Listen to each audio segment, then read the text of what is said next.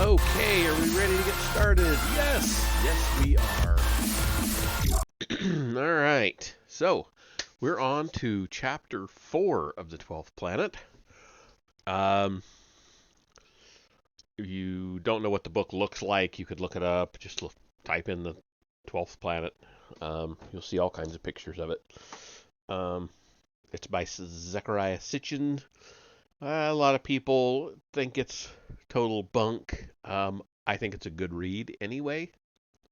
And I have many of his books, so I plan on reading at least several of them over time, not all at once.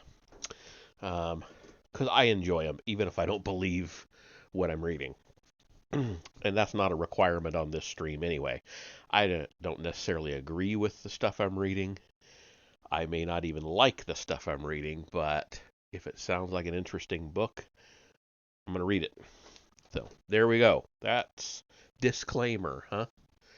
Close to a disclaimer as we're going to get on this stream. Okay, so chapter 4, Sumer, Land of the Gods. There is no doubt that the olden words, which for thousands of years constituted the language of higher learning and religious scriptures, was the language of Sumer. There is also no doubt that the olden gods were the gods of Sumer. Records and tales and genealogies and histories of gods older than those pertaining to the gods of Sumer have not been found anywhere.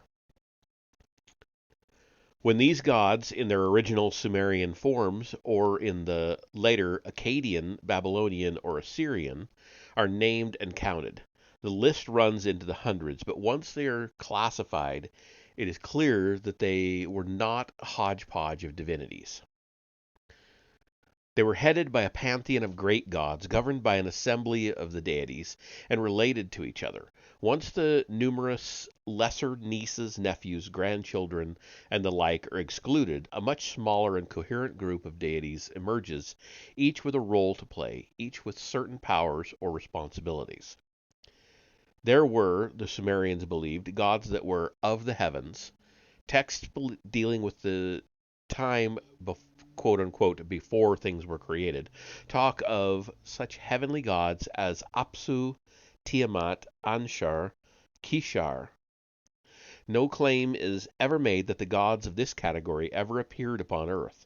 As we look closer to these gods, in parentheses, who existed before Earth was created, we shall realize that they were the celestial bodies that make up our solar system. And, as we shall show, the so-called Sumerian myths regarding these celestial beings are, in fact, precise and scientifically plausible cosmologic concepts regarding the creation of our solar system. There were also lesser gods who were of Earth, quote unquote. Their cult centers were mostly provincial towns. They were no more than local deities. At best, they were given charge of some limited operation, as for example the goddess Ninkashi, Lady Beer, who supervised the preparation of beverages. Of them, no heroic tales were told. They possessed, in this way it reminds me, a little aside, it kind of reminds me of um, the Hindu religion in that, and maybe there were many ancient religions like this too, or cultures, but in Hinduism, you can have a literally a household deity. It's only a deity in that one house, all the way up to all the big ones we all know, Ganesha and all that. Anyway, moving on.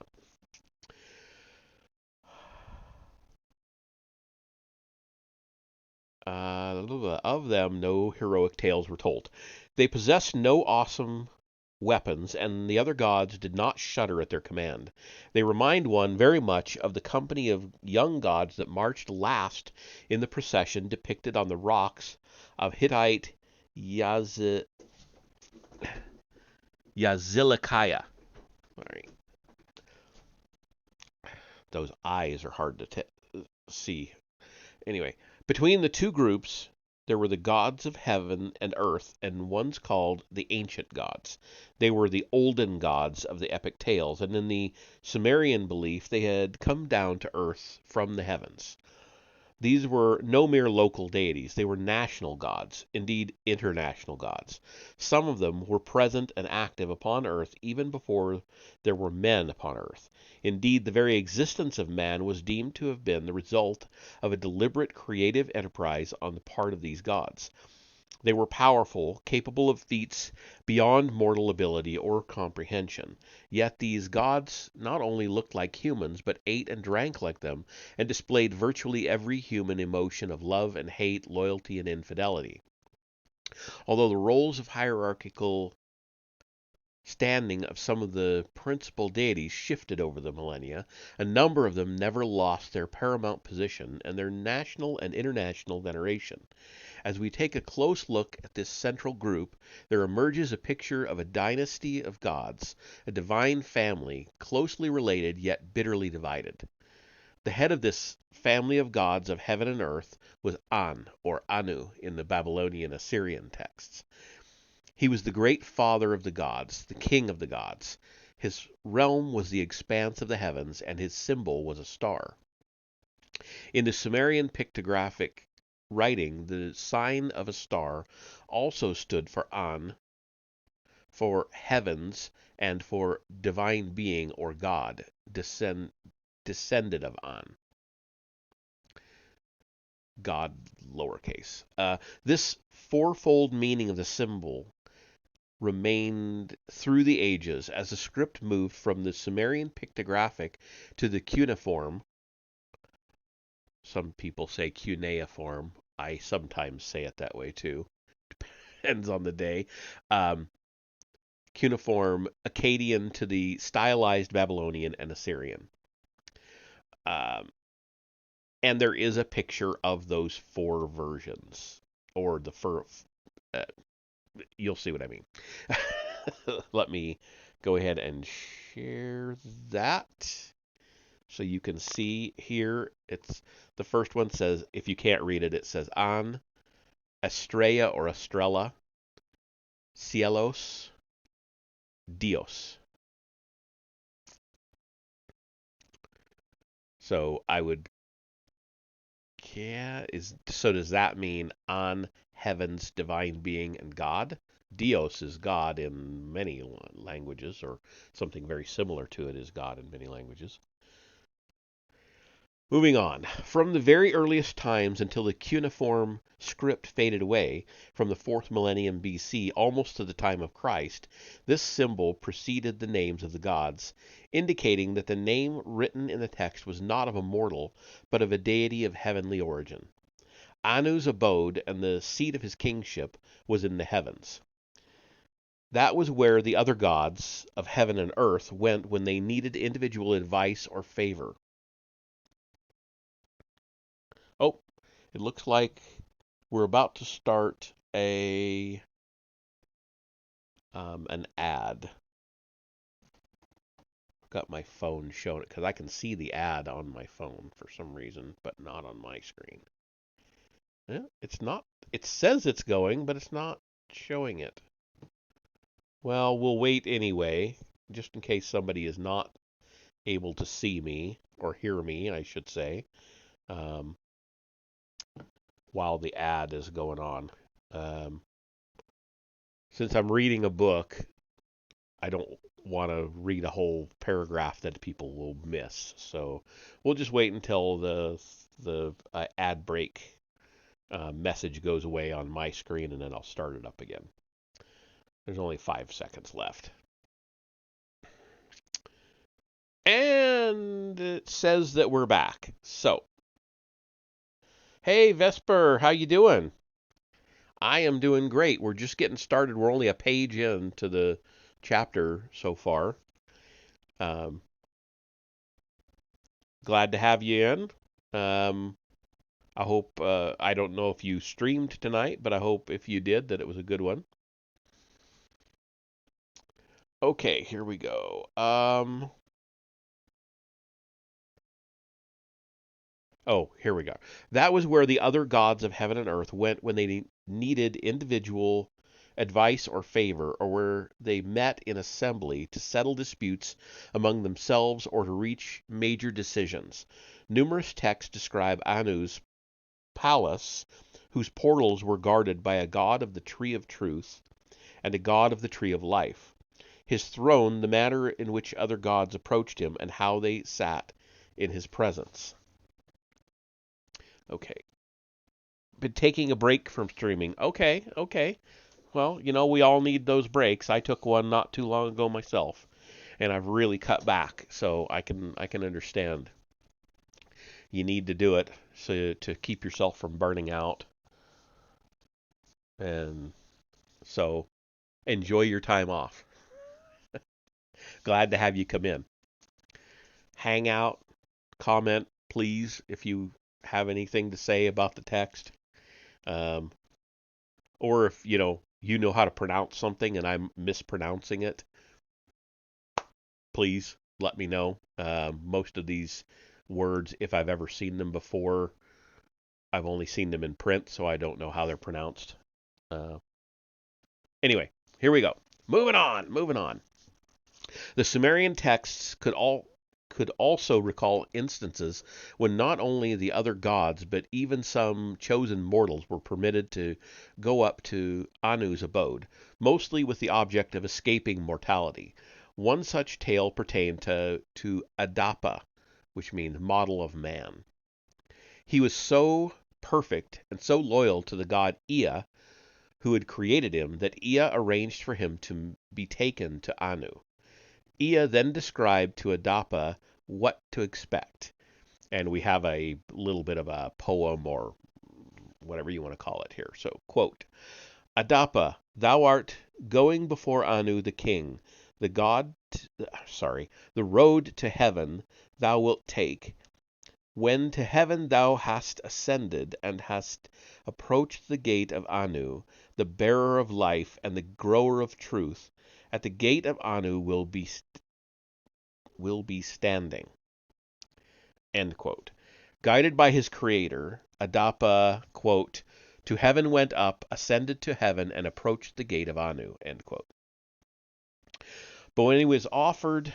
Oh, wait, let me see what you said. I'm the same way. I think that is a sign of a working class background, since we never heard people use big words. Right. Even in college, my vocabulary went through the roof, but I've been out of college for so long that I've lost a lot of it. And a lot of these are such obscure words that are used in text like this that or they're jargon, and I've never heard them pronounced out loud. So glad you can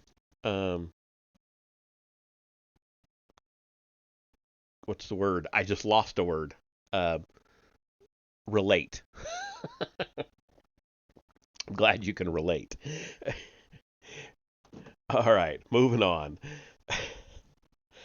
But when he was offered the chance to become immortal, Adapa refused to eat the bread of life, thinking that the angry Anu offered him poisoned food. He was thus returned to earth as an anointed priest, but still a mortal.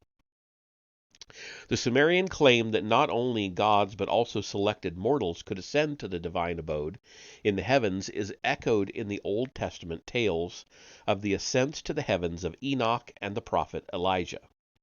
Though Anu lived in a heavenly abode, the Sumerian text reported instances when he came down to earth, either at times of great crisis or on ceremonial visits when he was accompanied by his spouse Antu, or at least once to make his great-granddaughter Inanna his consort on earth. Since he did not permanently reside on earth, there was apparently no need to grant him exclusivity over his own city or cult center, and the abode or high house, erected for him was located at Uruk, the biblical Erech. See, that's one I've never heard pronounced, Erech, the domain of the goddess Inanna. The ruins of Uruk include to this day a huge man-made mound where archaeologists have found evidence of the construction and reconstruction of a high temple, the Temple of Anu. No less than 18 strata or distinct phases were discovered there, indicating the existence of compelling reasons to maintain the temple at the sacred site. The Temple of Anu was called Eanna. I think there's a period in between there, the way he's writing it. So it's E.ANNA, House of Anna. But this simple name applied to a structure that, at least at some of its phases, was quite a sight to behold. It was, according to Sumerian texts, quote, the hallowed Eanna, the pure sanctuary, end quote. Traditions maintained that the great gods themselves had fashioned its parts. Quote, its cornice was like copper, its great wall touching the clouds, a lofty dwelling place. It was the house whose charm was irresistible, whose allure was unending. End quote. And the texts also made clear the temple's purpose, for they called it, quote, the house of descending from heaven, end quote. A tablet that belonged to an archive at Uruk enlightens us as to the pomp and pageantry that accompanied the arrival of Anu and his spouse on a state visit. Because of damage to the tablet, we can read of the ceremonies only from some midpoint when Ami, A-M-I, I'm assuming that's Ami, since they're all Amy, and Antu were already seated in the temple's courtyard. The gods, quote, exactly in the same order as before, end quote, then formed a procession ahead of and behind the bearer of the scepter. The protocol then instructed, and again we have a kind of a lengthy quote here, like a poem. Quote, they shall then descend to the exalted court, and shall turn toward the god Anu. The priest of purification shall libate the scepter, and the scepter bearer shall enter and be seated. The deities Papsukal, Nuska, and Shala shall then be seated in the court of the god Anu. End quote. Meanwhile, the goddesses, quote, the divine offspring of Anu, Uruk's divine daughters. Okay, he's got a break here. Bore a second object whose name or purpose are unclear to the Nir. That's E.Nir. And then the quote continues: the house of the golden bed of the goddess Antu. End quote. Some of this stuff's difficult to read because of the quote-unquote stuff. Then they returned in a procession to the courtyard, to the place where Anu was seated. While the evening meal was being prepared according to a strict ritual, special priests smeared a mixture of good oil, and wine on the door sockets of the sanctuary to which Anu and Antu were later to retire for the night. A thoughtful touch intended, it seems, to eliminate squeaking of the doors while the two deities slept. While an evening meal, in quotes, various drinks and appetizers, was being served, an astronomer priest went up to the, quote, topmost stage of the tower of the main temple, end quote, to observe the skies. He was to look out for the rising in a specific part of the sky of the planet named Great Anu of Heaven. Thereupon he was to recite the compositions named, I don't know, it's a comma, quote, to the one who grows bright, the heavenly planet of the Lord Anu, and the Creator's image has risen. So two different phrases he was supposed to say. And we have another picture. I'll go ahead and show you. It looks like 3 thrones. Kind of weird. All right, well, I'll go ahead and share it here.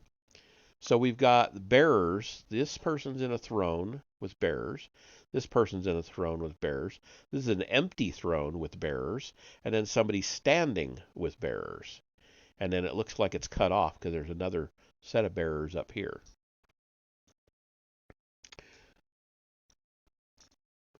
Once the planet has been sighted and the poems recited, Anu and Antu washed their hands with water out of a golden basin, and the first part of the feast began.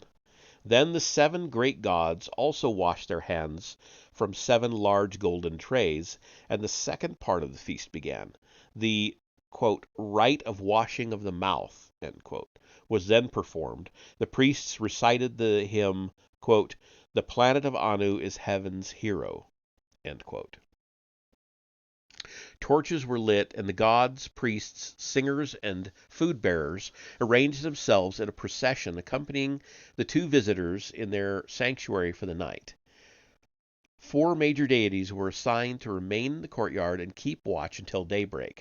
Others were stationed at various designated gates. Meanwhile, the whole country was to light up and celebrate the presence of the 2 divine visitors. On a signal from the main temple, the priests of all the other temples of Uruk were, quote, to use torches to start bonfires, end quote. And the priests in other cities, seeing the bonfires at Uruk, were to do likewise. Then, quote, and it's a long quote again, the people of the land shall light fires in their homes and shall offer banquets to all the gods. The guards of the cities shall light fires in the streets and in the squares. The departure of the 2 great gods was also planned, not only in the day but to the minute. On the 7th day, 40 minutes after sunrise, the gate shall be opened before the gods Anu and Antu, bringing to an end their overnight stay, end quote. While the end of this tablet was broken off, another text in all probability describes the departure, the morning meal, the incantations, the handshakes, grasping of the hands, by the other gods. The great gods were then carried to their point of departure on throne-like litters carried on the shoulders of temple functionaries. An Assyrian depiction of a procession of deities, though from a much later time, probably gives us a good idea of the manner in which Anu and Antu were carried during this procession in Uruk. Special incantations were recited when the procession was passing through the streets of the gods, quote unquote. Other psalms and hymns were sung as the procession neared, quote, the holy quay, end quote, and when it reached, quote, the dike of the ship of Anu, end quote. Goodbyes were then said, and yet more incantations were recited and sung, quote, with hand-raising gestures, end quote. Then all the priests and temple functionaries who carried the gods, led by the great priest, offered a special prayer of departure, quote, great Ami, may heaven and earth bless you, end quote. They intoned 7 times. They prayed for the blessings of the 7 celestial gods and invoked the gods that were in heaven and the gods that were upon earth. In conclusion, they bade farewell to Anu and Antu thus, quote, "May the gods of the deep and the gods of the divine abode bless you. May they bless you daily, every day of every month of every year." End quote. Among the thousands upon thousands of depictions of the ancient gods that have been uncovered, none seems to depict Anu. Yet he peers at us from every statue and every portrait of every king that ever was, from antiquity to our very own days. For Anu was not only the great king, king of the gods, but also the one whose grace others could be crowned by whose grace others could be crowned as kings. By Sumerian tradition, rulership flowed from Anu, and the very term for kingship was Anutu, Anuship. The insignia of Anu were the tiara, the divine headdress, the scepter, symbol of power, and the staff, symbolizing the guidance provided by the shepherd. The shepherd's staff may now be found more in the hands of bishops than of kings, but the crown and scepter are still held by whatever kings mankind has left on some thrones. The second most powerful deity of the Sumerian pantheon was Enlil, and that's another split one. It's E-N period L-I-L. His name meant Lord of the Airspace, the prototype and father of the later storm gods that were to head the pantheons of the ancient world. He was Anu's eldest son, born at his father's heavenly abode, but at some point in the earliest times he descended to earth, and was thus the principal god of heaven and earth. When the gods met in assembly at the heavenly abode, Enlil presided over the meetings alongside his father. When the gods met for assembly on earth, they met at Enlil's court in the divine precinct of Nippur, the city dedicated to Enlil and the site of his main temple, the Ekur, house which is like a mountain. And then we have another picture. Let me read this line right below it to see if it explains the picture a little bit. Not only the Sumerians, but the very gods of Sumer considered Enlil supreme. They called him ruler of all the lands and made it clear that, quote, in heaven he is the prince, on earth he is the chief, end quote. Okay, so I'll go ahead and show you this picture. So here we go. He's got... they're not quite mirror images of each other, but they're very similar. Up here, and then, so, yeah. Maybe because I was reading, I missed something to do with this, but I see the headdress. I don't see the scepter and staff in his hands in either of these pictures. But I do see basically the shepherds here, of course. All right. Anyway, moving on. His, quote, word or command, high above made the heavens tremble, down below made the earth quake, end quote. And then we have another poem. Enlil, whose command is far-reaching, whose word is lofty and holy, whose pronouncement is unchangeable, who decrees destinies unto the distant future. The gods of earth bow down willingly before him. The heavenly gods who are on earth humble themselves before him. They stand by faithfully according to instructions. And that's the end of it. It cuts off the end of the page.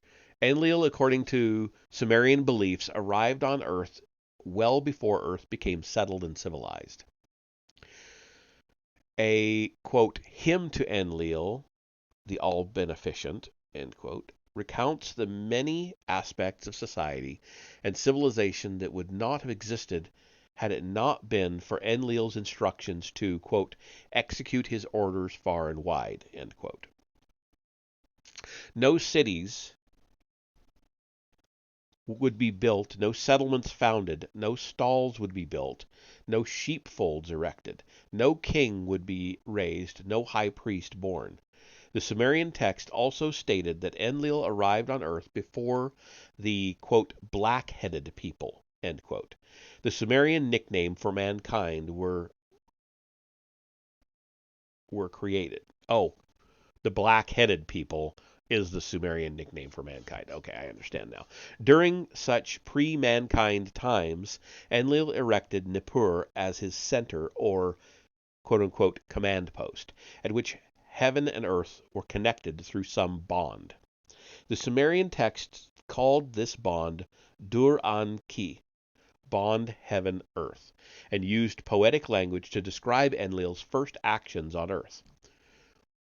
Another poem. Enlil, when you marked off divine settlements on earth, Nippur you set up as your own city, the city of earth, the lofty, your pure place whose water is sweet.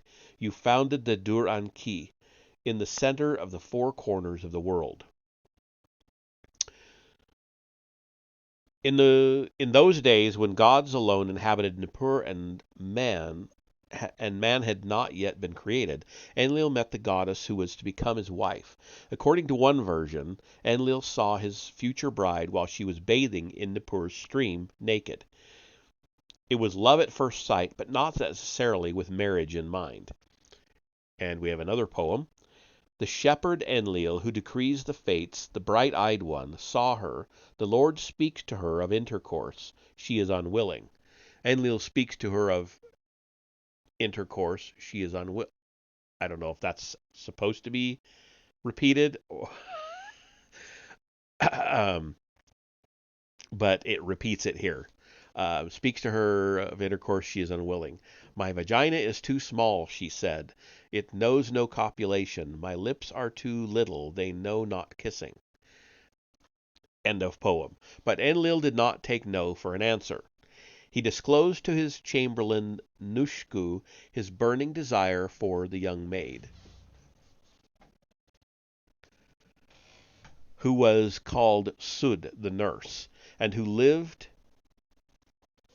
with her mother at Eresh, scented house. Nushku suggested a boat ride and brought up a boat. Enlil persuaded Sud to go sailing with him. Once they were in the boat, he raped her. The ancient tale then relates that though Enlil was chief of the gods, they were so enraged that they seized him and banished him to the lower world. Quote, Enlil, immoral one, they shouted at him, get thyself out of the city. End quote. This version has it that Sud, pregnant with Enlil's child, followed him, and he married her. Another version has the repentant Enlil searching for the girl and sending his chamberlain to her mother to ask for the girl's hand. One way or another, Sud did become the wife of Enlil, and he bestowed on her the title Ninlil, Lady of the Airspace. But little did he and the gods who banished him know that it was not Enlil who had seduced Ninlil, but the other way around. The truth of the matter was that Ninlil bathed naked in the stream on her mother's instructions, with the hope that Enlil, who customarily took his walks by the stream, would notice Ninlil and wish to, quote, forthwith embrace you, kiss you, end quote. In spite of the manner in which the two fell for each other, Ninlil was held in highest esteem once she was given by Enlil, quote, the garment of ladyship, end quote. With one exception, which we believe had to do with dynastic succession, Enlil is never known to have had other indiscretions. A votive tablet found at Nippur shows Enlil and Ninlil being served food and beverage at their temple. The tablet was commissioned by Ur-Enlil, the domestic of Enlil.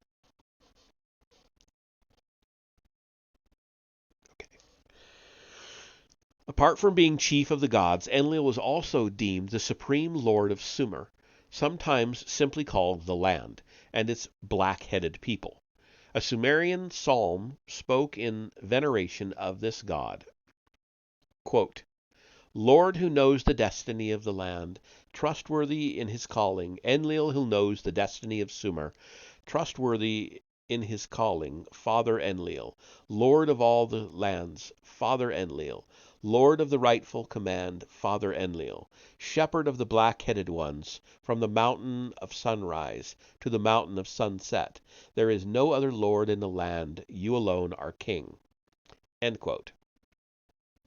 The Sumerians revered Enlil out of both fear and gratitude. It was he who made sure that decrees by the assembly of the gods were carried out against mankind. It was his wind that blew obliterating storms against offending cities. It was he who, at the time of the deluge, sought the destruction of mankind. But when at peace with mankind, he was a friendly god who bestowed favors. According to the Sumerian text, the knowledge of fanning, together with the plow and the pickaxe, were granted to mankind by Enlil. Enlil also selected the kings who were to rule over mankind, not as sovereign but as servants of the god, entrusted with the administration of divine laws of justice. Accordingly, Sumerian, Akkadian, and Babylonian kings opened their inscriptions of self-adoration by describing how Enlil had called them to kingship. These calls, issued by Enlil on behalf of himself and his father Anu, granted legitimacy to the ruler and outlined his functions. Even Hammurabi, who acknowledged a god named Marduk as the national god of Babylon, prefaced his code of laws by stating that, quote, Anu and Enlil named me to promote the welfare of the people, to cause justice to prevail in the land, end quote. God of heaven and earth, firstborn of Anu, dispenser of kingship, chief executive of the assembly of the gods, father of gods and men, granter of agriculture, lord of the air space, these were some of the attributes of Enlil that bespoke his greatness and powers.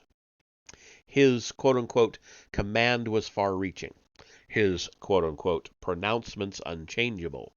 He decreed the destinies. He possessed the bond heaven earth.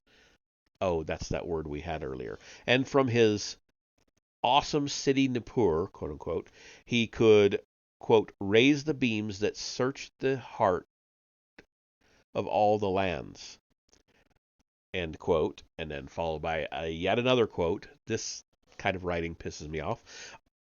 Eyes that could scan all the lands, end quote. I really don't like stringing a bunch of quotes together. To me, I understand it to some extent, but it's lazy writing to me. Yet he was as human as any young man enticed by a naked beauty, subject to moral laws imposed by the community of the gods, transgressions of which were punishable by banishment, and not even immune to mortal complaints. At least in one known instance, a Sumerian king of Ur complained directly to the assembly of the gods that a series of troubles that had befallen Ur and her people could be traced back to the ill-fated fact that, quote, Enlil did give the kingship to a worthless man who is not of Sumerian seed, end quote. As we go along, we shall see the central role that Enlil played in divine and mortal affairs on earth, and how his several sons battled among themselves and with others for the divine succession, undoubtedly giving rise to the later tales of the battles of the gods. The third great god of Sumer was another son of Anu, who bore two names, Ea and Enki. Like his brother Enlil, he too was a god of heaven and earth, a deity originally of the heavens who had come down to earth. His arrival on earth is associated in Sumerian texts with a time when the waters of the Persian Gulf reached inland much further than nowadays. During the southern part of the turning the southern part of the country into marshlands.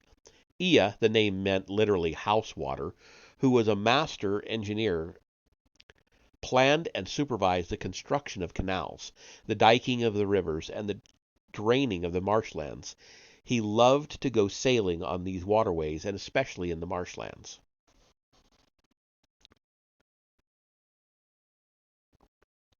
The waters, as his name denoted, were indeed his home. He built his great house in the city he had founded at the edge of the marshlands, a city appropriately named Ha'aki, place of the water fishes.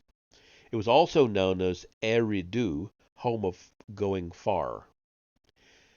Ea was lord of the salt waters, the sea and oceans. Sumerian texts speak repeatedly of a very early time when the three great gods divided the realms among them. Quote, the seas they had given to Enki, the prince of earth, end quote, thereby giving Enki, quote, the rulership of the Apsu, the deep. End quote. As lord of the seas, Ea built ships that sailed to far lands and especially to places from which precious metals and semi-precious stones were brought to Sumer. Pause 1 second. I want to see how much more we have. Oh, God. Holy crap. Okay.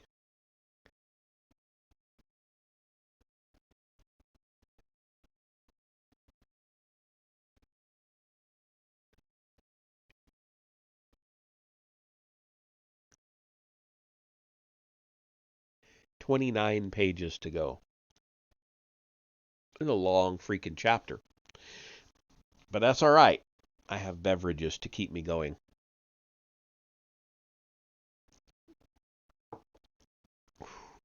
Okay. The earliest Sumerian cylinder seals depicted Ea as a deity surrounded by flowing streams that were sometimes shown to contain fish. The seals associated Ea, as shown here, with the moon, indicated by its crescent, an association stemming perhaps from the fact that the moon caused the tides of the sea.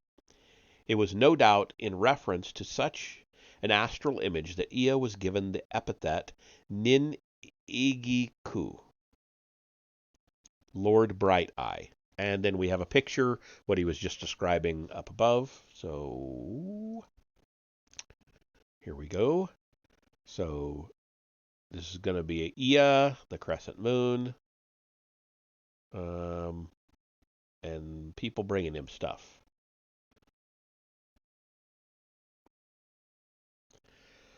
According to the Sumerian texts, including a truly amazing autobiography by Ea himself, he was born in the heavens and came down to earth before there was any settlement or civilization upon earth.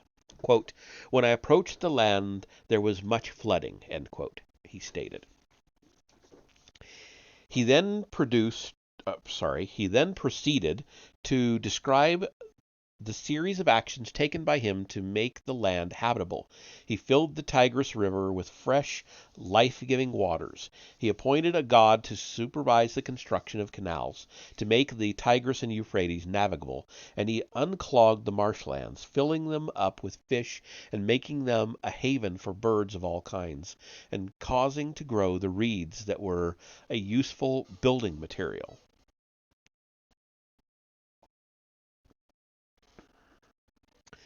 Turning from the seas and rivers to the dry land, Ea claimed that it was he who, quote, directed the plow and the yoke, opened the holy furrows, built the stalls, erected sheepfolds, end quote.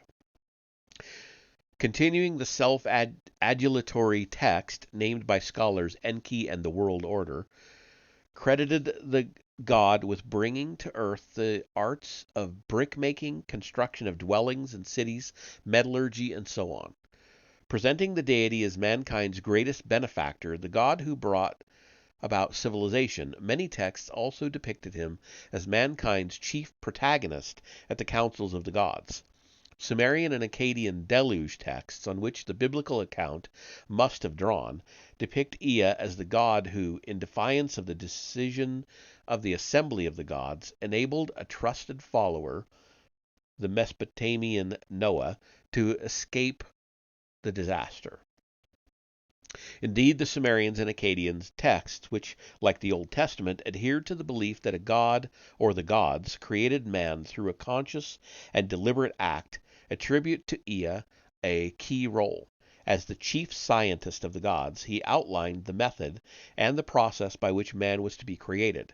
With such affinity to the creation of or emergence of man, no wonder that it was Ea who adopted Adapa, the model man created by Ea's wisdom, to the abode of Anu.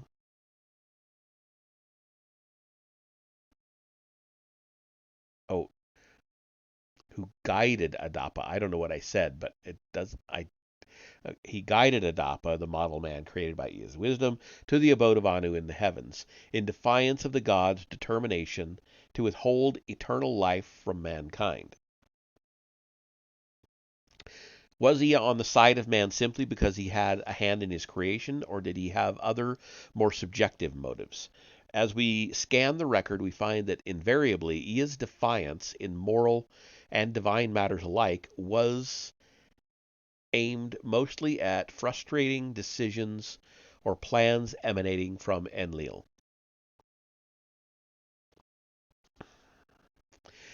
The record is replete with indications of Ea's burning jealousy of his brother Enlil. Indeed, Ea's other and perhaps first name was Enki, Lord of Earth, and the texts dealing with the division of the world among the three gods hint that it may have been simply by a drawing of lots that Ea lost mastery of the earth to his brother Enlil. Quote, "The gods have clasped hands together, had cast lots and had divided. Anu then went up to heaven. To Enlil the earth was made subject. The seas enclosed as with a loop. They had given to Enki, the prince of earth." End quote. As bitter as Ea/Enki may have been about the results of this drawing, he appears to have nurtured a much deeper resentment. The reason is given by Enki himself in his autobiography. It was he, not Enlil, who was first born. Enki claimed it was then he and not Enlil who was entitled to be the heir apparent to Anu.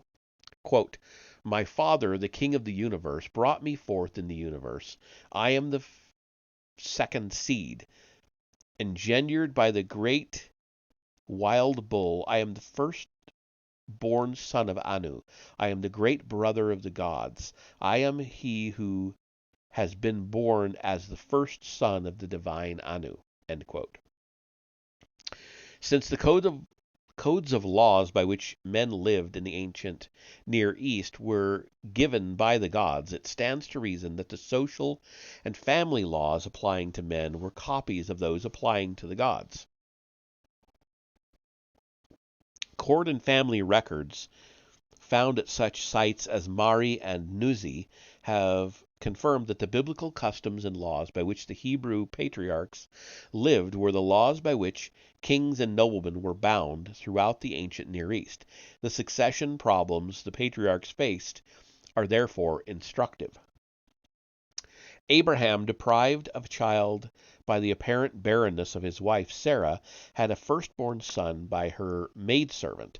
Yet this son, Ishmael, was excluded from the patriarchal succession as soon as Sarah herself bore Abraham a son, Isaac.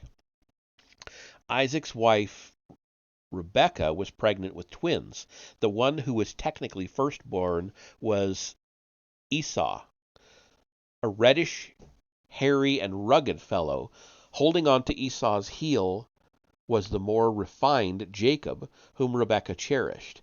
When the aging and half-blind Isaac was about to proclaim his testament, Rebekah used a ruse to have the blessing of succession bestowed on Jacob rather than on Esau. Finally, Jacob's succession problems resulted from the fact that though he served Laban, Laban,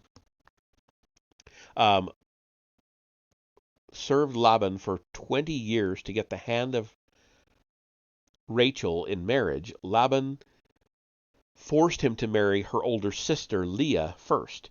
It was Leah who bore Jacob his first son, Reuben, and he had more sons and a daughter by her and by 2 concubines. Yet when Rachel finally bore him his firstborn son, Joseph, Jacob preferred him over his brothers. Against the background of such customs and succession laws, one can understand the conflicting claims between Enlil and Ea/Enki. Enlil, by all records, the son of Anu, and his official consort Antu, was the legal firstborn. But the anguished cry of Enki, quote, I am the... It keeps writing it as fecund, like second but with an F. Is that a typo that's been repeated, or is it just a word I don't know? I've seen the word, but yeah. Anyway, I'll read it as fecund. I am the fecund seed. I know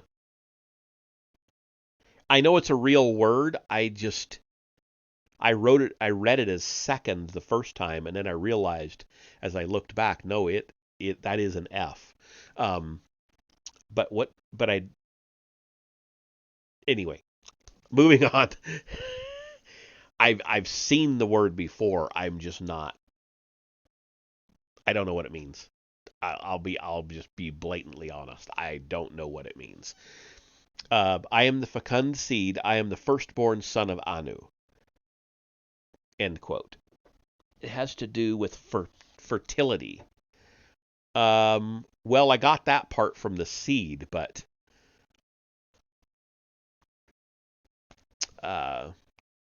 anyway, must have been, so I am the fecund seed, I am the firstborn son of Anu, must have been a statement of fact.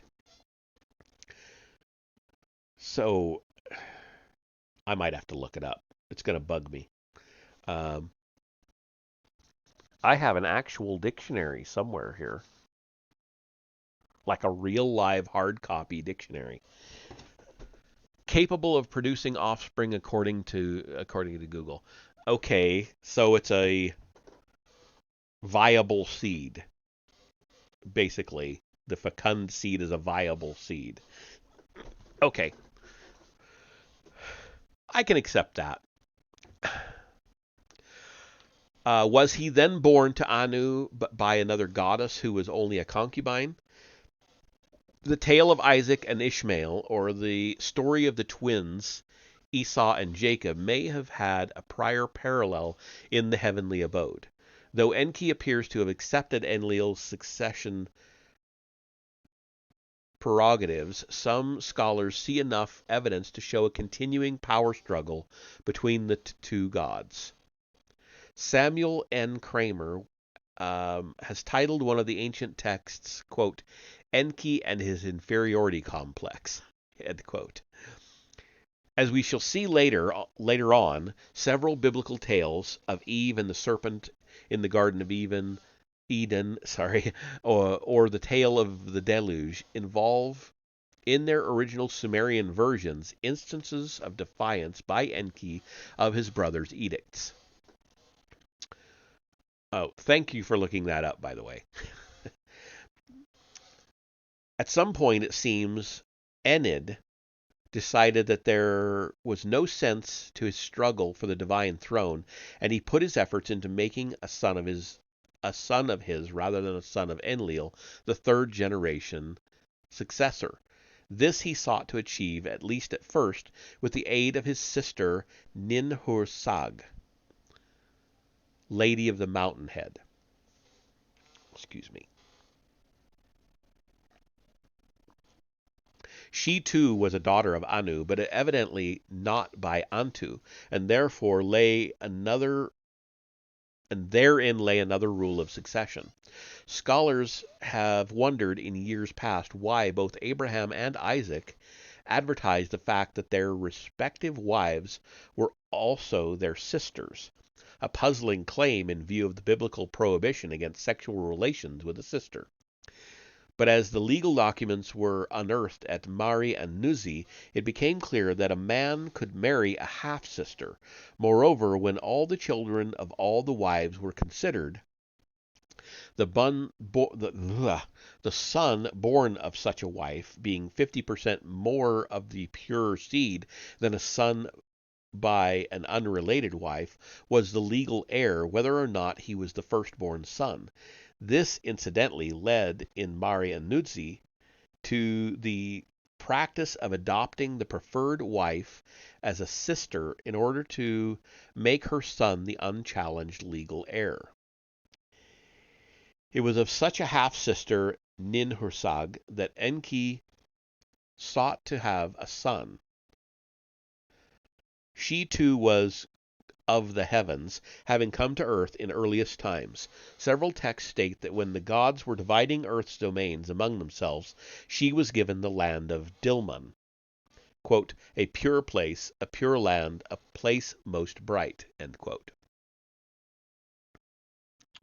A text named by the scholars, quote, Enki and Ninhursag, a paradise myth, end quote, deals with Enki's trip to Dilmun for conjugal purposes.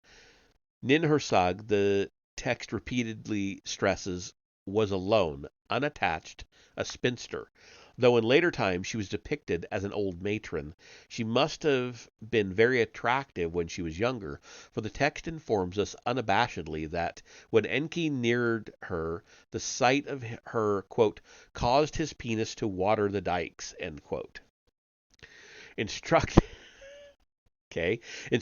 that they be left alone, Enki, quote, poured the semen in the womb of Ninhursag.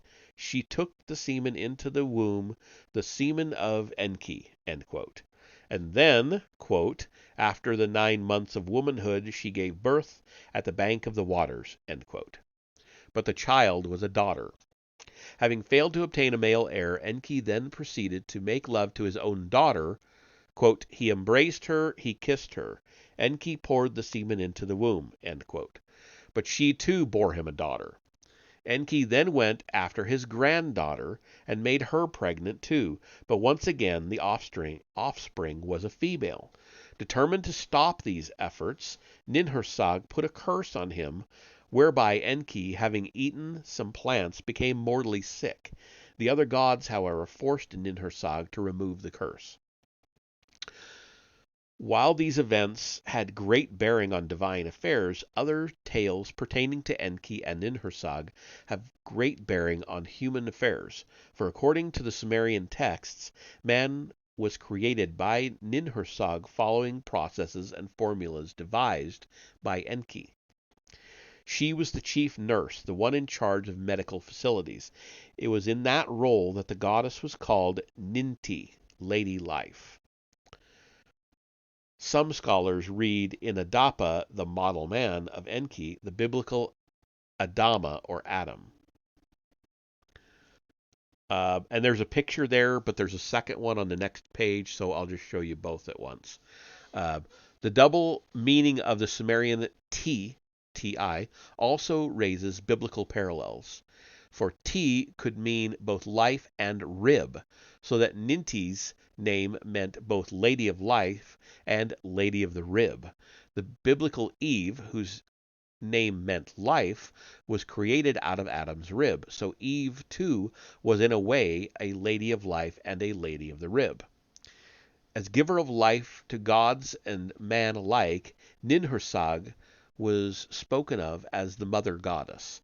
She was nicknamed Mamu, the forerunner of our mom or mama, and her symbol was the cutter, the tool used in antiquity by midwives to cut the umbilical cord after birth. And then I'll go ahead and show you, and I'm assuming the second picture is that cutter. So, share. So here, it kind of cuts it off. Sorry. All you're missing is like a bush type object. Oh, back here in on this side, that side. And then 5 figures. So I'm not sure exactly what this is supposed to be. Is this Ninti? here in the center. I don't know. But I'm assuming this is supposed to be that umbilical cord cutter. Enlil, Enki's brother and rival, did have the good fortune to achieve such a rightful heir by his sister Ninhursag, the youngest of the gods upon earth who were born in the heavens. His name was Nin-Ur-Ta, Lord who completes the foundation. He was, quote, the heroic son of Enlil who went forth with net and rays of light to battle for his father, the avenging son who launched bolts of light, end quote. His spouse, Ba'u, was also a nurse or a doctor. Her epithet was, quote, lady who the dead brings back to life, end quote. And then we immediately have another picture. There is a sign, a single line below it. The ancient portraits of Ninurta showed him holding a unique weapon, no doubt the very one that could shoot bolts of light. So I'll show you that picture. So here we have the weapon that shoots bolts of light. We also have a twin-headed bird of some kind. I know I've seen that. I just don't know what it signifies right off the top of my head. Okay. The ancient text hailed him as a mighty hunter, a fighting god renowned for his martial abilities. But his greatest heroic fight was not in behalf of his father, but for his own sake. It was a wide-ranging battle with an evil named Zu, wise, and it involved no less a prize than the leadership of the gods on earth, for Zu had illegally captured the insignia and objects Enlil had held as chief of the gods. The texts describing these events are broken at the beginning, and the story becomes legible only from the point where Zu arrives at the Enkur, the temple of Enlil. He is apparently known and of some rank, for Enlil welcomes him, quote, entrusting to him the guarding of the entrance to his shrine, end quote. But the evil Zu in parentheses, was to repay trust with betrayal, for it was the, quote, the removal of the Enlilship, end quote, the seizing of the divine powers that he conceived in his heart. Quote, he conceived in his heart, end quote. To do so, Zu had to take possession of certain objects, including the magical tablet of destinies. The wily Zu seized his opportunity when Enlil undressed and went into the pool for his daily swim, leaving his paraphernalia unattended.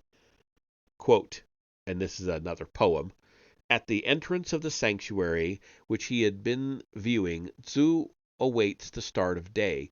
As Enlil was washing with pure water, his crown having been removed and deposited on the throne, Zu seized the tablet of destinies in his hands, took away the Enlilship. End quote. As Zu fled in his Mu, translated name but indicating a flying machine, to a faraway hideaway, the consequences of his bold act were beginning to take effect. Quote, suspended were the divine formulas, stillness spread all over, silence prevailed, the sanctuary's brilliance was taken off. End quote. And then we have two other short quotes here. Quote, Father Enlil was speechless, end quote, and the gods of the land gathered one by one at the news, end quote. The matter was so grave that even Anu was informed at his heavenly abode. He reviewed the situation and concluded that Zu must be apprehended so that the formulas could be restored. Turning to the gods, his children, quote unquote, Anu asked, quote, which of the gods will smite Zu? His name shall be greatest of all, end quote. Several gods known for their valor were called in, but they all pointed out that having taken the Tablet of Destinies, Tzu now possessed the same powers as Enlil, so that, quote, he who opposes him becomes like clay, end quote. At this point, Ea had a great idea. Why not call upon Ninurta to take up the hopeless fight? The assembled gods could not have missed Ea's ingenious mischief. Clearly, the chances of the succession falling to his own offspring stood to increase if Tzu was defeated. Likewise, he could benefit if Ninurta were killed in the process. To the amazement of the gods, Ninhursag, in this text called Ninma, Great Lady, agreed. Turning to her son Ninurta, she explained to him that Tzu robbed not only Enlil, but Ninurta too of the Enlil ship. Quote, with shrieks of pain I gave birth, end quote. She shouted, and it was she who, quote, made certain for my brother and for Anu the continued kingship of heaven, end quote. So that her plans not to be in vain, so that her pains not to be in vain, she instructed Ninurta to go out and fight to win. And then we have another poem. Launch thy offensive, capture the fugitive Tzu.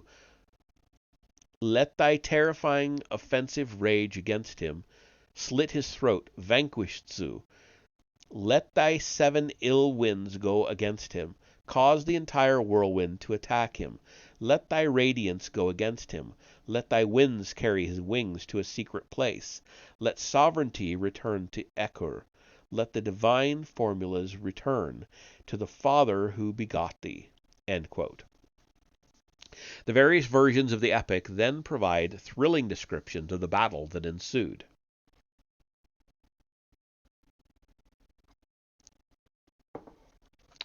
Ninurta shot arrows at Tzu, but let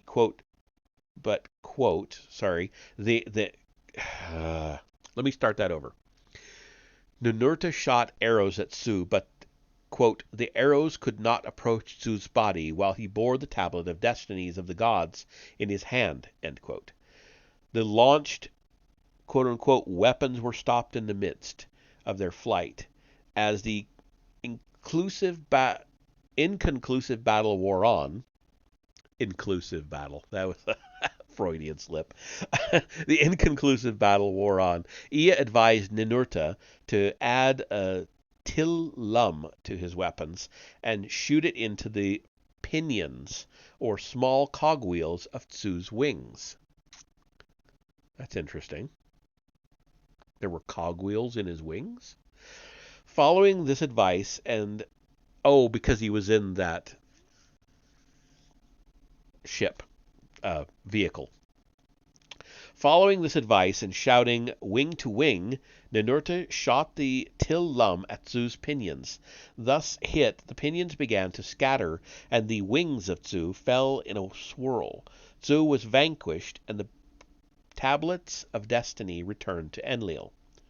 Who was Tzu? Was he, as some scholars hold, a mythological bird? Evidently he could fly, but so can any man today who takes a plane, or any astronaut who goes up in a spaceship.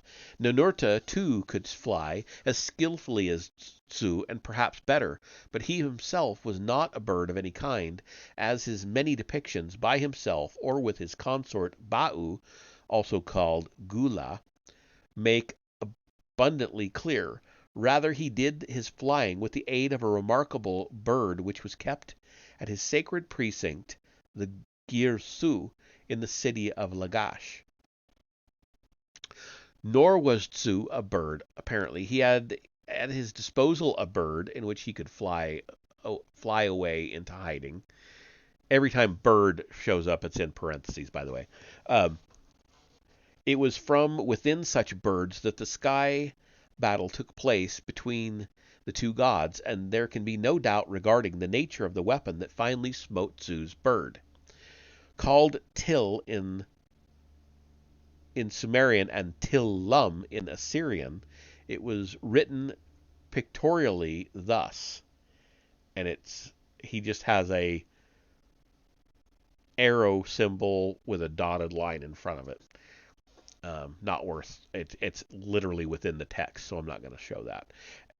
And it must have meant then what till means nowadays in Hebrew, missile. Zu then was a god, one of the gods who had reason to scheme at usurpation of the Enlilship, a god whom Ninurta, as the legitimate successor, had every reason to fight. Was he perhaps Marduk, son of the Pure Mound, Enki's firstborn by his wife Damkina, impatient to seize by a ruse what was not legally his? There is reason to believe that, having failed to achieve a son by his sister and thus produce a legal contender for the Enlilship, Enki relied on his son Marduk. Indeed, when the ancient Near East was seized with great social and military upheavals at the beginning of the second millennium BC, Marduk was elevated in Babylon to the status of national god of Sumer and Akkad. I thought somebody said something. Marduk was proclaimed Marduk was proclaimed king of the gods, replacing Enlil, and the other gods were required to pledge allegiance to him and to come to reside in Babylon, where their activities could easily be supervised. And I'm going to assume this is a picture of Marduk.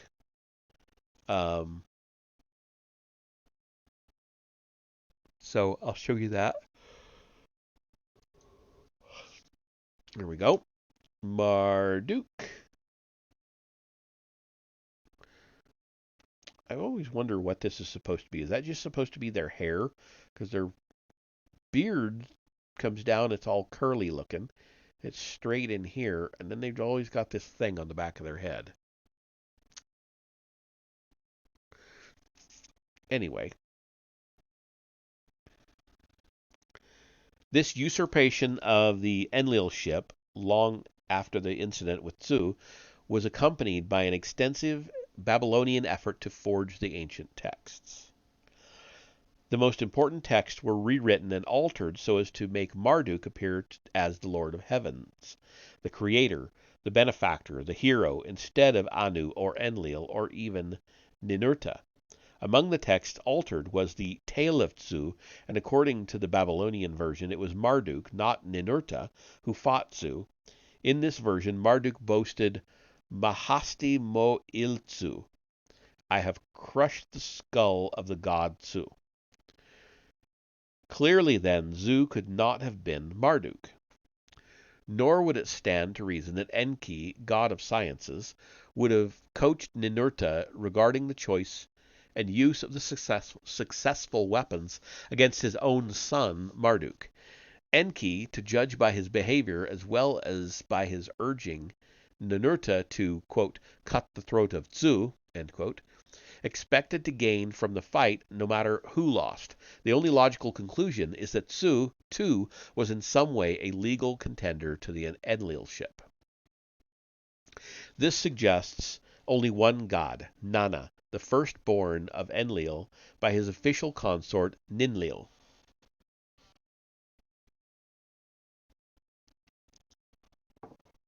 For if Ninurta was eliminated, Nana would be in the unobstructed line of succession. Nana, short for Nannar, bright one, has come down to us through the ages, but better known by his Akkadian or Semitic name, Sin. As firstborn of Enlil, he was granted sovereignty over Sumer's best-known city-state, Ur, the city, quote-unquote, the city. His temple there was called Igishnugal, House of the Seed of the Throne. From that abode, Nana and his consort, Ningal, Great Lady, conducted the affairs of the city and its people with great benevolence. The people of Ur reciprocated with great affection for their divine rulers, lovingly calling their god Father Nana and other affectionate nicknames. The prosperity of Ur was attributed by its people directly to Nana Shulgi, a ruler of Ur by the god's grace. At the end of the 3rd millennium BC, described the house of Nana as, quote, a great stall filled with abundance, a bountiful place of bread offerings, where sheep multiplied and oxen were slaughtered, a place of sweet music where the drum and timbrel sounded, end quote. Under the administration of its god protector Nana, Ur became the granary of Sumer, the supplier of grains as well as of sheep and cattle to other temples elsewhere. A quote-unquote lamentation over the destruction of Ur informs us in a negative way that of what Ur was like before its demise. And then we have a long quote, or a poem, the lamentation. In the granaries of Nana there was no grain. The evening meals of the gods were suppressed. In their great dining halls wine and honey ended. In their temples lofty oven, oxen and sheep are not prepared. The hum has ceased at Nana's great place of shackles, that house where commands for the ox were shouted. Its silence is overwhelming. Its grinding mortar and pestle lie inert. The offering boats carried no offerings, did not bring offering bread to Enlil in Nippur. Ur's river is empty. No barge moves on it. No foot trods its banks. Long grasses grow there. End quote. Another lamentation bewailing the, quote, sheepfolds that have been delivered to the wind, end quote, the abandoned stables, the shepherds and herdsmen that were gone, is most unusual. It was not written by the people of Ur, but by the god Nana and his spouse Ningal themselves. These and other lamentations over the fall of Ur disclose the trauma of some unusual event. The Sumerian texts inform us that Nana and Ningal left the city before its demise became complete. It was a hasty departure, touchingly described. Quote, Nana, who loved his city, departed from the city. Sin, who loved Ur, no longer stayed in his house. Ningal, fleeing her city through enemy territory, hastily put on a garment, departed from her house. End quote. The fall of Ur and the exile of its gods have been depicted in the Lamentations as the results of a deliberate decision by Anu and Enlil. It was to the two of them that Nana appealed to call off the punishment.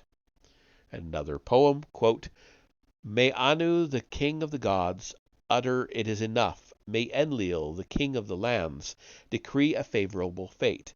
Appealing directly to Enlil, Sin brought his suffering heart to his father, curtsied before Enlil, the father who begot him, and begged him, O my father who begot me, until when will you look inimically upon my atonement? Until when, on the oppressed heart that you have made flicker like a flame, please cast a friendly eye. End quote. Nowhere do the Lamentations disclose the cause of Anu's and Enlil's wrath, but if Nana were Tzu, the punishment would have justified his crime of usurpation. Was he Tzu? He certainly could have been Tzu, because Tzu was in possession of some kind of flying machine, the bird in which he escaped and from which he fought Ninurta. Sumerian psalms spoke in adoration of his boat of heaven. Quote, Father Nanar, Lord of Ur, whose glory in the sacred boat of heaven is, Lord firstborn son of Enlil, when in the boat of heaven thou ascendeth, thou art glorious. Enlil hath adorned thy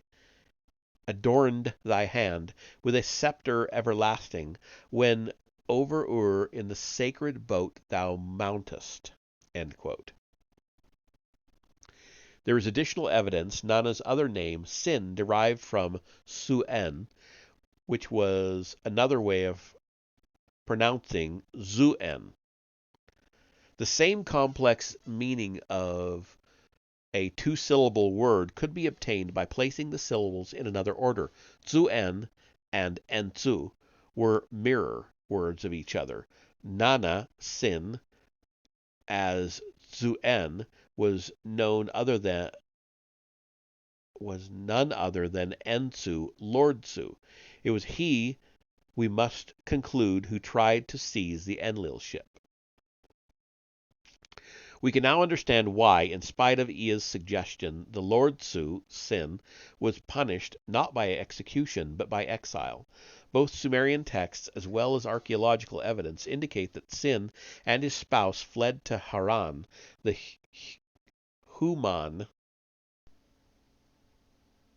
human, but I don't know, why does that look weird? It's human, but it's capitalized, so that's why I said human. City protected by several rivers and mountainous terrain. It is noteworthy that when Abraham's clan, led by his father Terah, left Ur, they also set their course to Haran, where they stayed for many years en route to the promised land. My mouth must be getting tired here. I can't pronounce things anymore. Though Ur remained for all time a city dedicated to Nana/Sin, Haran must have been his residence for a very long time, for it was made to resemble Ur, its temples, buildings, and streets almost exactly. André Perot, Abraham et son temps, sums up the similarities by saying that, quote, there is every evidence that the cult of Haran was nothing but an exact replica of that of Ur, end quote. When the Temple of Sin at Haran, built and rebuilt over the millennia, was uncovered during excavations that lasted more than 50 years, the finds included 2 stelae, memorial stone pillars, on which a unique record was inscribed.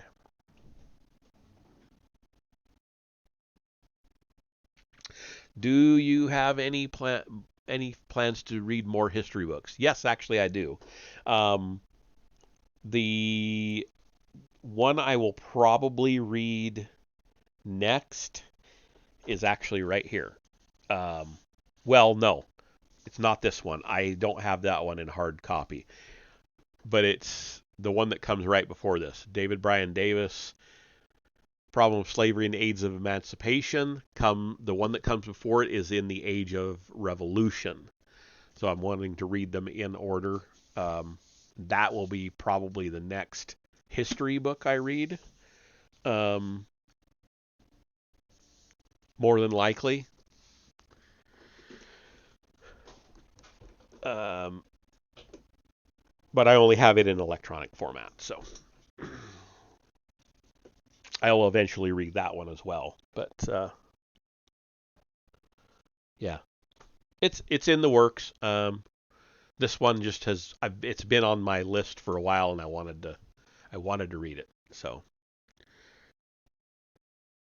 I finally just decided, yeah, why not? Let's do it now. Okay, so we've got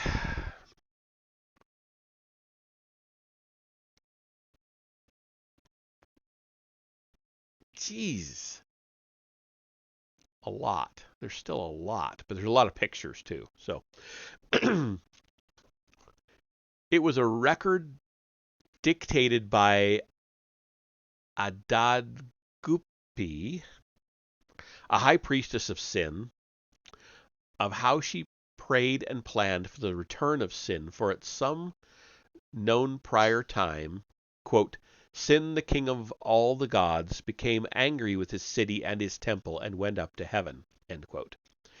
That Sin, disgusted or despairing, just packed up and went up to heaven is corroborated by other inscriptions. These tell us that the Assyrian king Ashurbanipal retrieved from certain enemies a sacred, quote, cylinder seal of the costliest jasper, end quote, and, quote, had it improved by drawing upon it a picture of sin, end quote. He further inscribed upon the sacred stone a eulogy of sin and hung it around the neck of the image of sin. The stone seal of sin must have been a relic of olden times, for it is further stated that, quote, it is the one whose face had been damaged in those days during the destruction wrought by the enemy, end quote. The high priestess, who was born during the reign of Ashurbanipal, is assumed to have been of royal blood herself.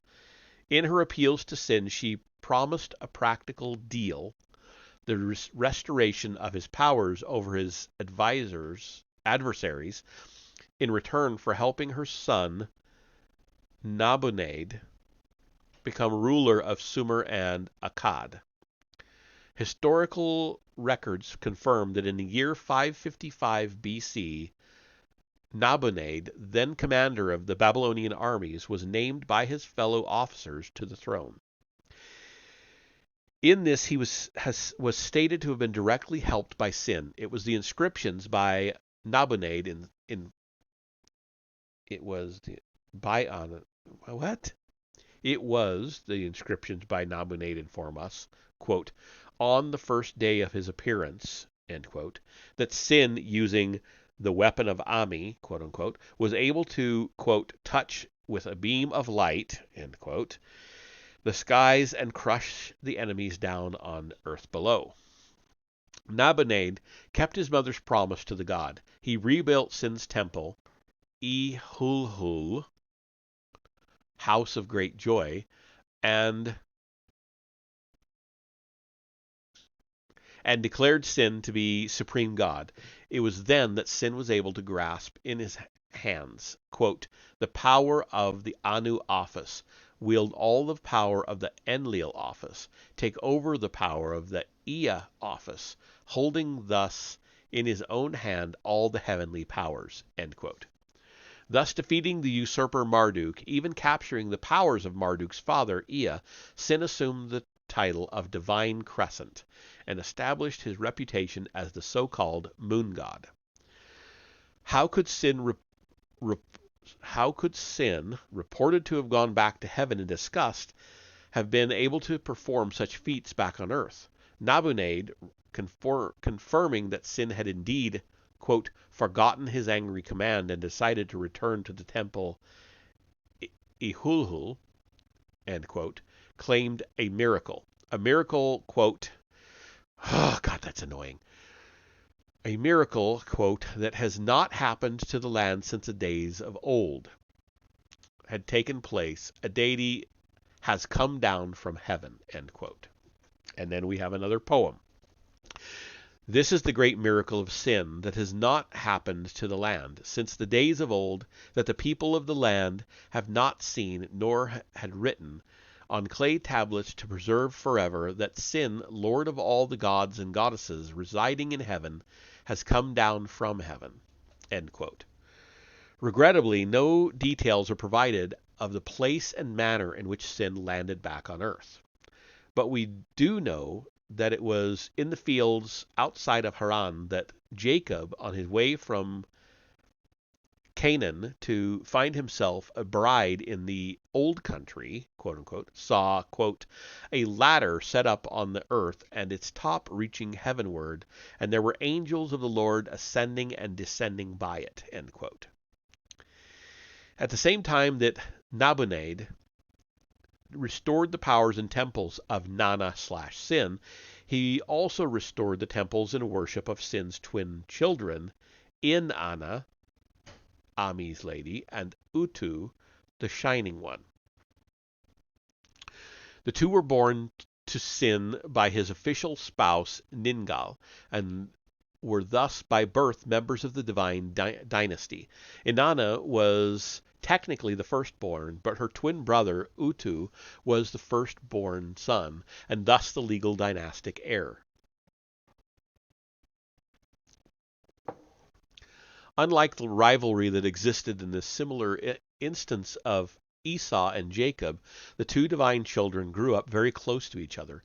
They shared experiences and adventures, came to each other's aid, and when Inanna had to choose a husband from one of the two gods, she turned to her brother for advice.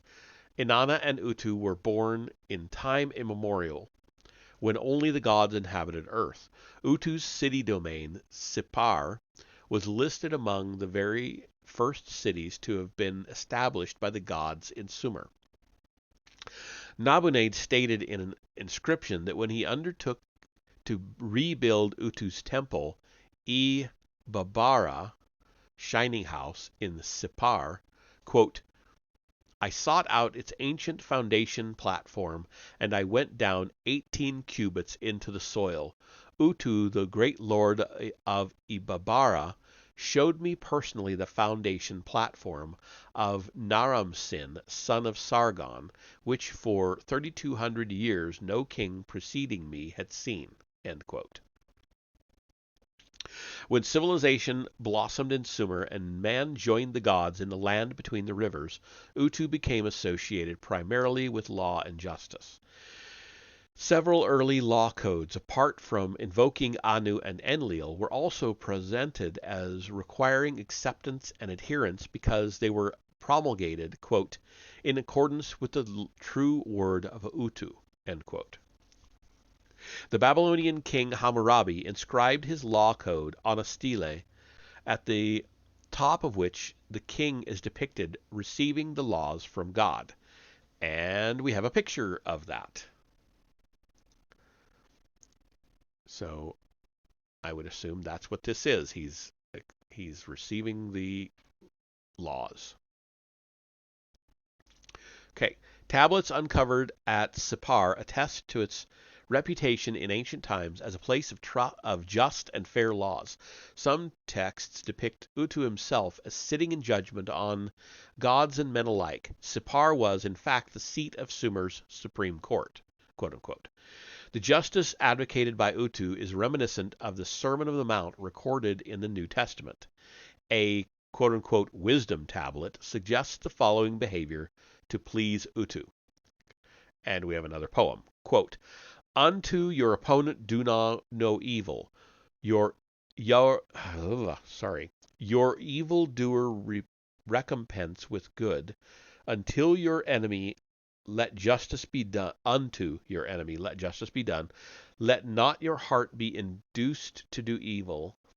To the one begging for alms, give food to eat, give wine to drink, be helpful, do good. End quote. Because he assured justice and prevented oppression, and perhaps for other reasons too, as we shall see later on, Utu was considered the protector of travelers.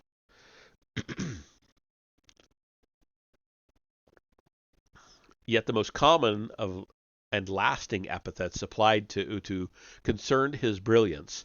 From earliest times he was called Babar, Shining One. He was Utu who sheds a wide light, the one who lights up heaven and earth. Hammurabi, in his inscription, called the god by his Akkadian name Shamash, which is in Semitic language means sun, S-U-N. It has therefore been assumed by the scholars that Utu Shamash was the Mesopotamian sun god.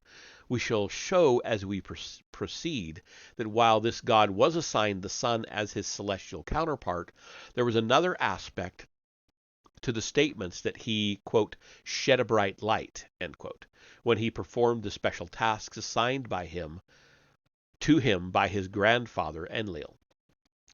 Just as the law codes and the court records are human testimonials to the actual presence among the ancient peoples of Mesopotamia of a deity named Utu/Shamash, so there exist endless inscriptions, texts, incantations, oracles, prayers, and depictions attesting to the physical presence and existence of the goddess Inanna, whose Akkadian name was Ishtar.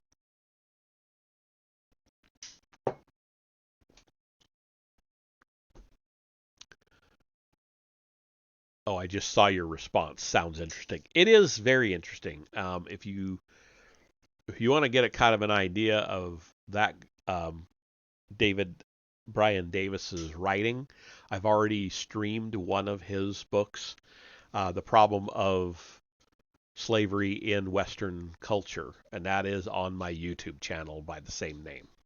So it's there. It's in the Occult Readings. I believe it's in the 2023 playlist. So check it out. Okay.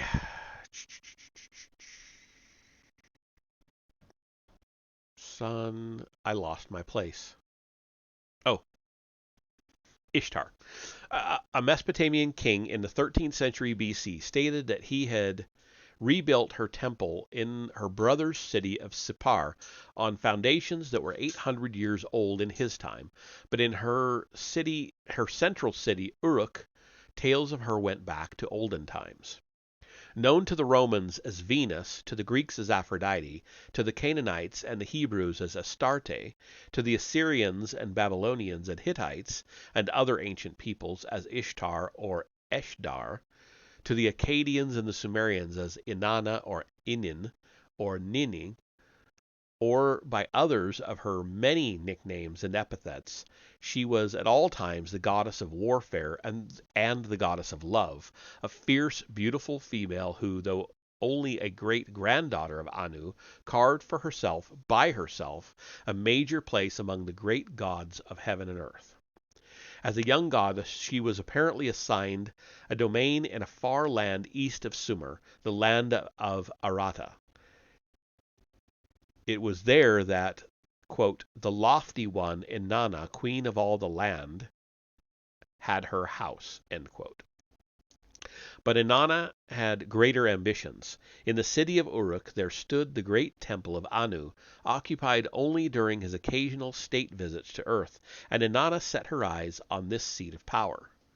Sumerian king lists state that the first non-divine ruler of Uruk was Meshkia Gasher, a son of the god Utu by a human woman. He was followed by his son Enmakar, a great Sumerian king.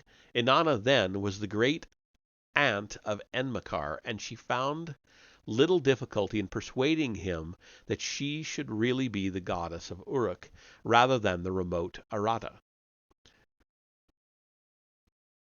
A long and fascinating text named Enmakar and the Lord of Aratta describes how Enmakar sent emissaries to Aratta, using every possible argument in a quote-unquote war of nerves, to force Aratta to submit because, quote, the Lord Enmakar, who is the servant of Inanna, made her queen of the house of Anu, end quote.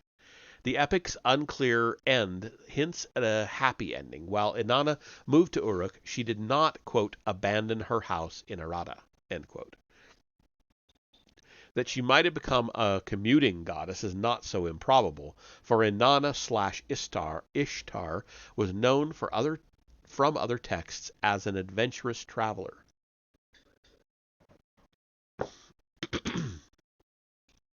Her occupation of Anu's temple in Uruk could not have taken place without his knowledge and consent, and the texts give us strong clues as to how such consent was obtained. Soon Inanna was known as Anunitum, a nickname meaning beloved of Anu. She was referred to in texts as, quote, the holy mistress of Anu, end quote. And it follows that Inanna shared not only Anu's temple, but also his bed, whenever he came to Uruk, or on the reported occasions of her going up to his heavenly abode. Having thus maneuvered herself into the position of goddess of Uruk and mistress of the temple of Anu, Ishtar proceeded to use trickery for enhancing Uruk's standing and her own powers. Farther down the Euphrates stood the ancient city of Eridu, Enki's center. Knowing of his great knowledge of all the arts and sciences of civilization, Inanna resolved to beg, borrow, or steal these secrets, obviously intending to use her personal charms, quote-unquote, on Enki, her great-uncle, Inanna arranged to call on him alone. That fact was not unnoticed by Enki, who instructed his housemaster to prepare dinner for two. And we have another poem. Come, my housemaster Isimud, hear my instructions. A word I shall say to you. Heed my words. The maiden, all alone, has directed her step to the Abzu. Have the maiden enter the Abzu of Eridu. Give her to eat barley cakes with butter. Pour for her cold water that freshens the heart. Give her to drink beer. End quote. Happy and drunk, Enki was ready to do anything for Inanna. She boldly asked for the divine formulas which were the basis of a high civilization. Enki granted her some 100 of them, including divine formulas pertaining to supreme lordship, kingship, priestly functions, weapons, legal procedures, scribeship, woodworking, even the knowledge of musical instruments and of temple prostitution. By the time Enki awoke and realized what he had done, Inanna was already well on her way to Uruk. Enki ordered after her his awesome weapons, quote-unquote, but to no avail, for Inanna had sped to Uruk in her, quote-unquote, boat of heaven. Quite frequently, Ishtar was depicted as a naked goddess, flaunting her beauty. She was sometimes even depicted raising her skirts to reveal the lower parts of her body. And we have a picture of her doing just that. There you go. We have our ancient porn.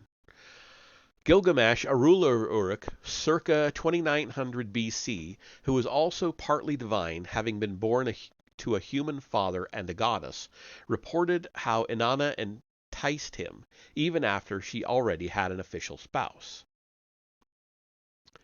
Having washed himself after a battle and put on a, quote, a fringed cloak fastened with a sash, end quote, we have another poem.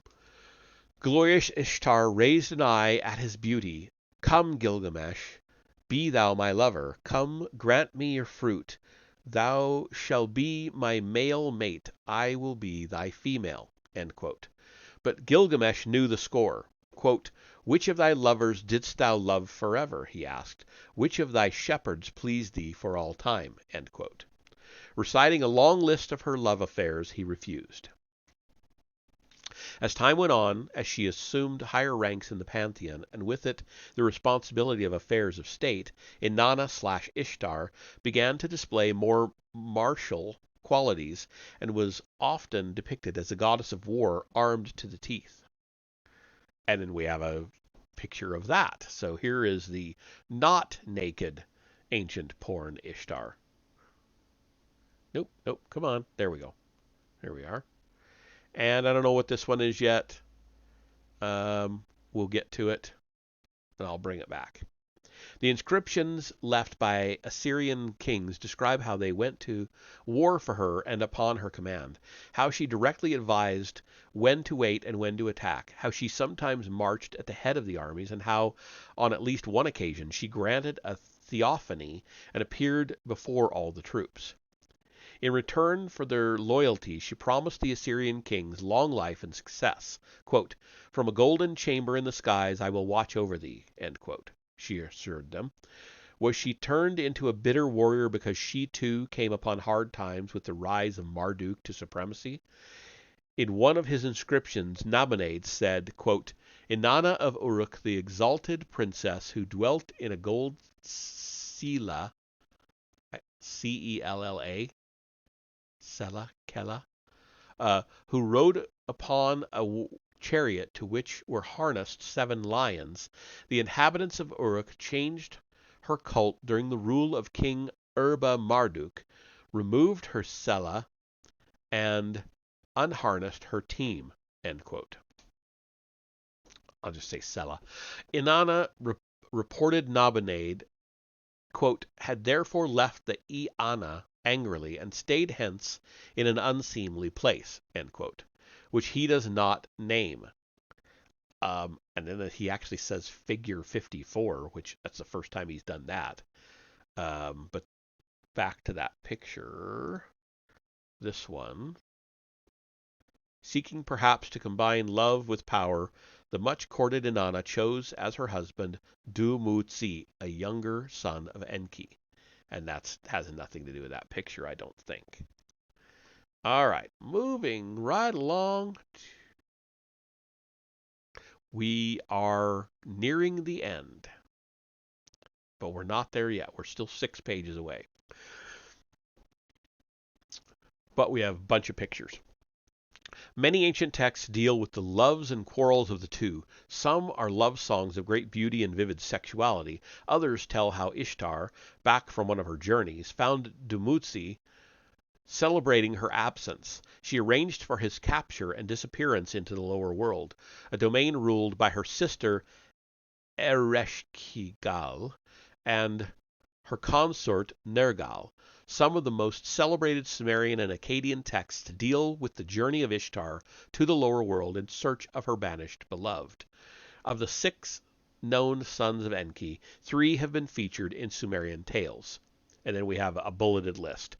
The firstborn Marduk, who eventually usurped the supremacy, Nergal, who became ruler of the lower world, and Dumuzi, who married Inanna/Ishtar. Enlil too had 3 sons who played key roles in both divine and human affairs, and another bulleted list. Ninurta, who, having been born to Enlil by his sister Ninhursag, was the legal successor. Nana/Sin, firstborn by Enlil's official spouse Ninlil. And a younger son by Ninlil named Ishkur, mountainous, far mountain land, 2 different meanings, who was more frequently called Adad, beloved. A brother of Sin and uncle of Utu and Inanna, Adad appears to have felt more at home with them than at his own house. The Sumerian texts constantly grouped the 4 together. The ceremonies connected with the visit of Anu to Uruk also spoke of the 4 as a group. One text describing the entrance to the court of Anu states that the throne room was reached through, quote, the gate of Sin, Shamash, Adad, and Ishtar, end quote. Another text, first published by V.K. Shileko, Russian Academy of the History of Material Cultures, poetically describes the 4 as retiring for the night together. The greatest affinity seems to have existed between Adad and Ishtar, and the 2 were even depicted next to each other, as on this relief showing an Assyrian ruler being blessed by Adad, holding the ring and lightning, and by Ishtar holding her bow. The 3rd deity is too mutilated to be identified. Showing. So here's the mutilated deity. Here's Ishtar, Inanna, and then Adad. Yeah, holding the ring and lightning. Was there more to this affinity than a platonic relationship, especially in view of Ishtar's record? It is noteworthy that she could have been, that big a whore. I don't know. It is noteworthy that in the biblical Song of Songs, the playful girl calls her lover Dod, a word that means both lover and uncle. Okay. Now, was Ishkur called Adad, a derivative from the Sumerian Dada, because he was the uncle who was the lover? But Ishkur was not only a playboy, he was a mighty god, endowed by his father Enlil with the powers and prerogative of a storm god. As such, he was revered as the Hurrian Hittite Teshub and the Urartian. It's Urartian. I'll say Urartian Teshubu, windblower. The Amorite Ramanu thunderer, the Canaanite Ragimu, caster of hailstones, the Indo-European Buriash, light maker, the Semitic Mir, he who lights up the sky, he who lights up the skies. Ugh. Yeah, I'm getting tired. And we have another picture.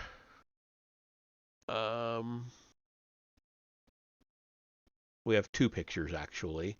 One looks like a, well, I'll show you this one. This is the one we're talking about right now. I think that's the list we were just going through. A god list kept at the British Museum was shown by Hans Schlobies Der Akkadwich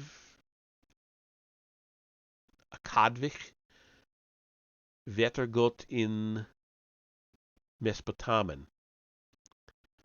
Declares that Ishkur was indeed the divine lord in lands far from Sumer and Akkad.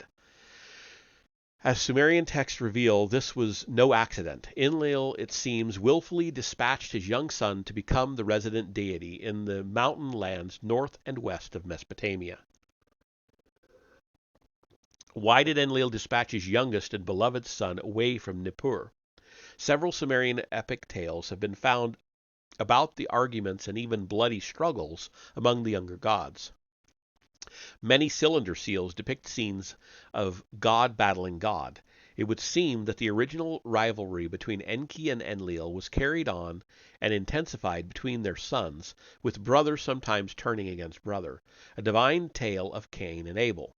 Some of these battles were against a deity identified as Kur, in all probability Ishkur/Adad. This may well explain why Enlil deemed it advisable to grant his youngest son a far-off domain, to keep him out of the dangerous battles for the succession. The position of the sons of Anu, Enlil, and Enki, and of their offspring in the dynastic lineage emerges clearly through a unique Sumerian device, the allocation of numerical rank to certain gods. Before I get farther into that, I'm going to go back to this picture, because this, to me, looks like a battle of some kind. Because he's got his leg up here like this, it looks like he's kicking him. And this looks kind of like a mace, not a scepter. So, the discovery of the systems also brings out the membership of the great circle of gods of heaven and earth when Sumerian civilization blossomed. We shall find that this supreme pantheon was made up of 12 deities, which he mentioned in the last chapter. A lot of these pantheons are made up of 12 deities. The Greek, the Roman, Sumerian, Akkadian, all of them had 12 deities in their main group. The first hint that a cartographic number system was applied to the great gods came with the discovery that the names of the gods, Sin, Shamash, and Ishtar, were sometimes substituted in the text by the numbers 30, 20, and 15, respectively. The highest unit of the Sumerian sexagesimal system, 60, was assigned to Anu. Enlil was 50, Enki 40, and Adad 10. The number 10 and its 6 multiples within the prime number 60 were thus assigned to male deities, and it would appear plausible that the numbers ending with 5 were assigned to the female deities. And then we have a list of all of them, which I'll show you, and then there's kind of a family tree looking thing. It's in...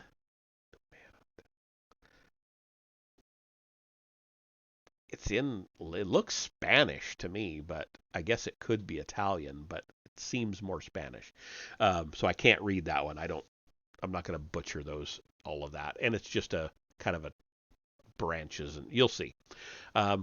So from this, the following cartographic table emerges. And here we go. Here are all the male. Anu, Enlil, Ea, Enki, Nana, Sin, Utu, Shamash, Ishkar, Adad, 6 male deities, and the female Antu, Ninlil, Ninki, Ningal, Inanna, Ishtar, and Ninhursag are the fives. And then we've got this I was telling you about, El Panteon de Doce. See, that seems kind of Italian to me, but then some of this other language, but I don't speak either one, Italian or Spanish, so, and I know they're similar enough that they can speak to each other without problems. I've seen it personally, so uh, could be either one. Ninurta, we should not be surprised to learn, was assigned the number 50 like his father. In other words, his dynastic rank was conveyed in a cryptographic message. If Enlil goes, you, Ninurta, step into his shoes, but until then you are not one of the 12, so the rank of 50 is occupied. Nor should we be surprised to learn that when Marduk usurped the Enlilship, he insisted that the gods bestow on him the 50 names, to signify that the rank of 50 had become his. There were many other gods in Sumer, children, grandchildren, nieces, and nephews of the great gods. There were also several hundred rank-and-file gods called Anunnaki, who were assigned, one may say, general duties. But only 12 made the great circle. And we're done! That's the end of the chapter. That was almost 2 hours. A long freaking chapter. And we're a third of the way through the book, almost. We're 29.5% done with the book. So that one was a little bit of a slog. It was interesting, but a little bit of a slog. But I'm still really enjoying the book.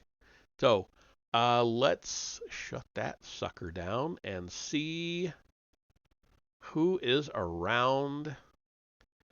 We've got Hot Dog Raw Dog is playing Kingdom Hearts. Not a game I'm interested in. Wolf and Narwhal is playing Valheim, also not a book or a game I'm really interested in. But they are the lower numbers.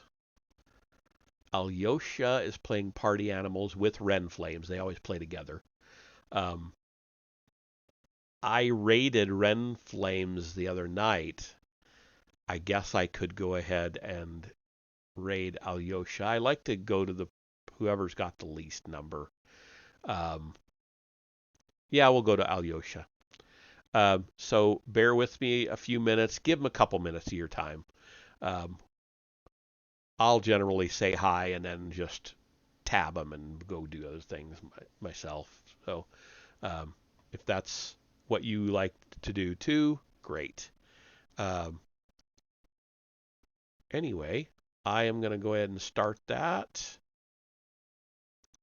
And Alyosha doesn't come up on the list, of course.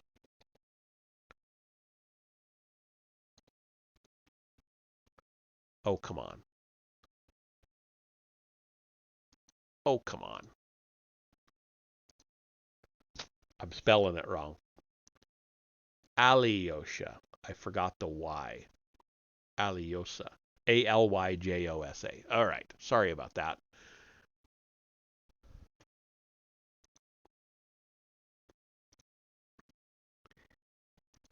Alyjosa. There we are. Now we'll start the raid.